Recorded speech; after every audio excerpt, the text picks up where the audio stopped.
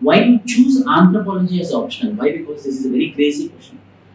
Most of the students want to know about this. Why? Because you are one of the top marks in India, 325 marks. Why anthropology? Anthropology, sir, I had to choose an optional when I was in 2018 or 19, almost when I was in my third year.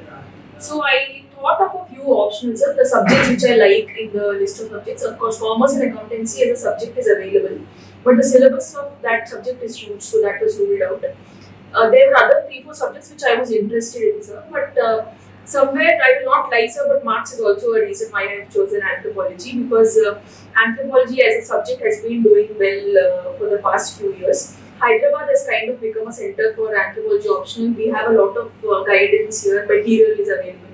Second, sir, it is not a science subject, it is not a humanities subject, it's a beautiful mix of both of them.